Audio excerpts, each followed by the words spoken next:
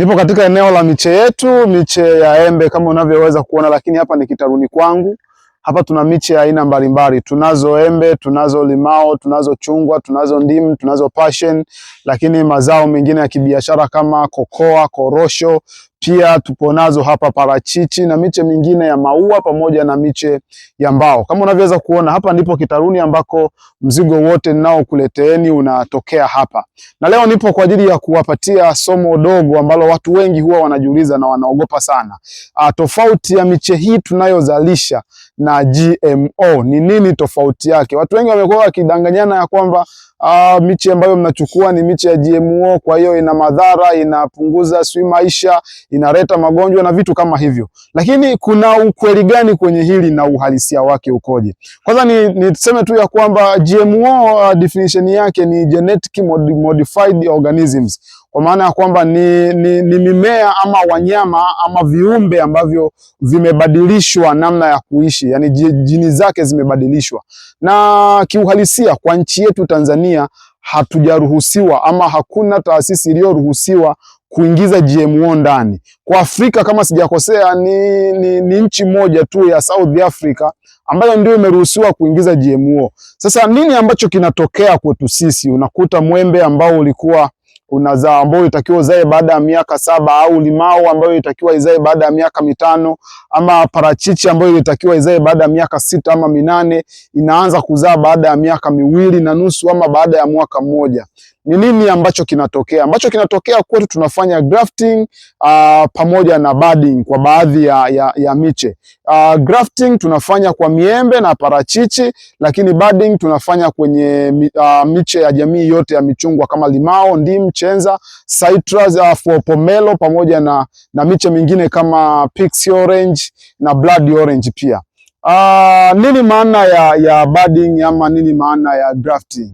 Budding ama grafting ni kitendo cha kuchukua sehemu moja ya mmea mwingine na kuunganisha kwenye mmea mwingine. Ngoja nikupatie mfano kidogo hapa. Hapa nina miche ya aina mbili kama unavyoweza kuiona.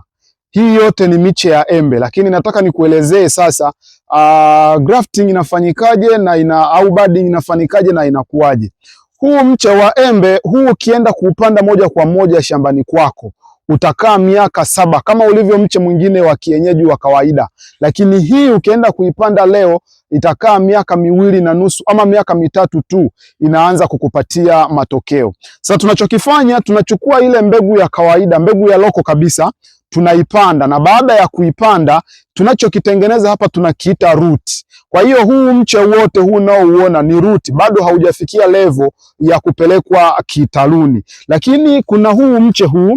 Sasa huu mche ni matokeo ya miche miwili. Kuna huu wa kwanza wa chini ambao ndio tunauita root, lakini kuna kitu kingine huku juu ambacho chenyewe tunakiita Zion. Kwa maana hiyo tumeunganisha huu mche ambao tuliupanda kutoka kwenye mbegu ya kawaida na tukachukua hiki kikonyo kutoka kwenye mwembe mwingine ambao tayari umeshakuwa mkubwa na pengine ulikuwa umeshaanza kutoa maua. Sasa tunapounganisha mche ambao bado ni mdogo kabisa na mche ambao ulikuwa unaelekea kutoa maua, na hapa ndipo sehemu ambayo tumefunga. Unaweza ukaona kuna hii karatasi kwamba tumeunganisha kwa kuchana na wembe, baada ya hapo tukafunga. Tunapomaliza kufunga, kitendo hiki ndio kinaitwa grafting. Baada ya kumaliza kufunga, mche huu utakaa kwa muda kadhaa mpaka utakapoungana, na ukishaungana unaweza ukawa shahidi unaanza sasa kuchipua kwa mara nyingine. Sasa hili chipukizi ambalo linatoka hapa juu limetoka kwenye root, lakini limetoka kwenye Zion ambayo tumeifunga hapa juu. Na kwa maana hiyo huu mti ambao unatoka unakuwa ni kama hybrid, umetokana na mimea miwili, kwa maana ya mche mmoja wa loko na hiki kikonyo ambacho kinatoka kwenye mmea ambao tunaujua labda embe la aina fulani ambao ni embe la kisasa. Tukishaunganisha, kwa sababu lilikuwa limeshakuwa kubwa na pengine ilikuwa imeshaanza kutoa maua, kwa hiyo inapunguza muda wa huu mche kuanza kutoa maua. Leo nilikuwa nimekuja na hiyo shule kidogo, wakulima wangu nitaka niwaelekeze. Karibuni sana, miche yetu bado ipo ya kutosha. Kwa hiyo usiogope. kwamba unataka kupanda utapunguza maisha, na watu wengine wanaogopa kwamba tunaibiwa, ndio maana tunakufa sana, magonjwa hayaishi. Lakini kiuhalisia kwenye grafting na budding hakuna chemical yoyote tunayoiweka. Tunachukua miti tu ya kawaida, tunapanda, na baada ya kupanda tunaunganisha tu azion kutoka kwenye mti ambao tayari ulikuwa unaelekea kupata kuanza kutoa maua. Ndipo tunapata hii miche ya kisasa ambayo sasa inakaa baada ya miaka 2.5 hadi miaka 3. Hivi ndivyo tunavyofanya budding, na hichi ni kikonyo. Tuna vikonyo vya kutosha hapa kama unavyoweza kuona. Kinachofanyika, tunakata sehemu fulani ya mmea na tunaunganisha kwa namna hii inavyoonekana hapa.